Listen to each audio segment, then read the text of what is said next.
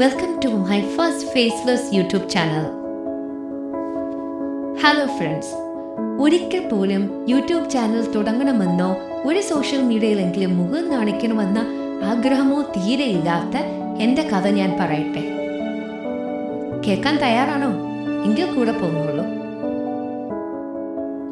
Fame ഒരിക്കൽ പോലും ഞാൻ ആഗ്രഹിച്ചിട്ടില്ല. ഒരു ചെറിയ പ്രശ്നത്തിൽ നിന്നും എന്നെ തന്നെ എങ്ങനെ സേവ് ചെയ്തു എന്നുള്ളതാണ് എൻ്റെ കഥ.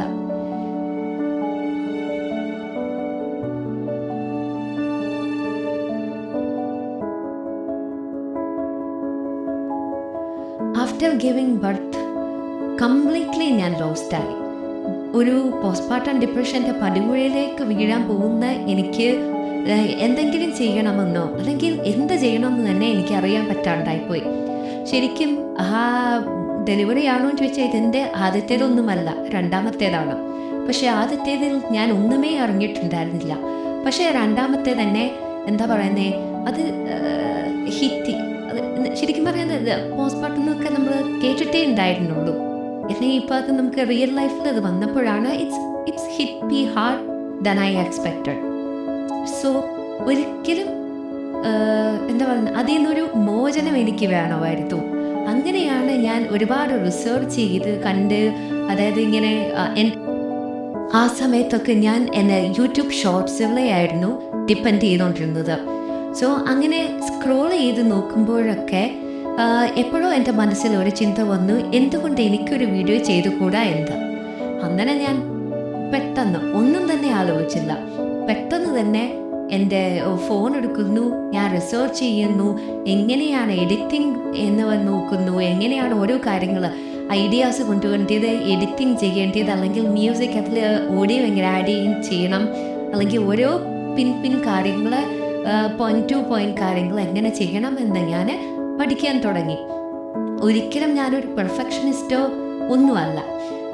ഇപ്പോൾ ഇങ്ങനെ ഓരോ ഐഡിയാസും ടൂൾസും യൂട്യൂബ് അൽഗോരിതവും എല്ലാം ഞാൻ റിസർച്ച് ചെയ്യാൻ തുടങ്ങി. I was so curious about all of this things. Okay, അങ്ങനെ ഞാൻ ഓരോ വീഡിയോകൾ എടുക്കാൻ തുടങ്ങി, ചെയ്തു, പെക്സൽസിൽ എടുക്കാൻ തുടങ്ങി. എന്നിട്ട് ഞാനത് അപ്ലോഡ് ചെയ്തു. ഒട്ടും വൈകാതെ തന്നെ അപ്ലോഡ് ചെയ്തു. അത് ശരിയോ തെറ്റോ എന്നുള്ളത് എനിക്കത് സെക്കൻഡ് ഓപ്ഷനായിരുന്നു. അങ്ങനെ ഓരോ വീഡിയോയിൽ നിന്നും എനിക്ക് ഓരോ ക്ലാസ്സുകളായിട്ട് മാറി. ഓരോ വീഡിയോകൾ ക്രിയേറ്റ് ചെയ്ത് കഴിയുമ്പോൾ എനിക്ക് മനസ്സിലാവാൻ തുടങ്ങി ഞാൻ ആ ഡിപ്രഷനിൽ നിന്നും ഹീലാവുന്നുണ്ടെന്ന്. അതെനിക്ക് ഒരുപാട് സന്തോഷം തരുന്നതായിരുന്നു. എനിക്ക് കുറച്ചും കൂടെ കാര്യങ്ങളിൽ കോൺസെൻട്രേറ്റ് ചെയ്യാൻ പറ്റി, കുറച്ചും കൂടി ഇൻട്രസ്റ്റ് ആവാൻ തുടങ്ങി, കുറച്ചും കൂടെ ഞാൻ ഒക്കുപ്പേ ആവാൻ തുടങ്ങി, എൻഗേജ്ഡ് ആവാൻ തുടങ്ങി. ഒരിക്കലും എൻ്റെ പഴയ ജോലിയിലേക്ക് എനിക്ക് അറ്റ് ദ മൊമെൻറ്റ് എനിക്ക് പോകാൻ പറ്റുമായിരുന്നു. അതുകൊണ്ട് വീട്ടിൽ എന്തെങ്കിലും ചെയ്യണം എന്നുള്ളത് തന്നെയായിരുന്നു ആഗ്രഹം. ഇതാണ് എൻ്റെ കഥ. ഫേസോ വോയിസോ റിവീൽ ചെയ്യാൻ താല്പര്യമില്ലാത്ത എനിക്ക് പോലും ഒരു യൂട്യൂബ് ചാനൽ തുടങ്ങാൻ പറ്റുമെങ്കിൽ, അല്ലെങ്കിൽ ഒരു ഡിപ്രഷനിൽ നിന്നും കരകയറാൻ പറ്റുന്നുണ്ടെങ്കിൽ നിങ്ങൾക്കും ആവാം.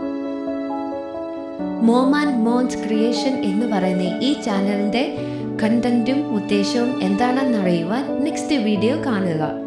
Thank you for watching. Please like and subscribe.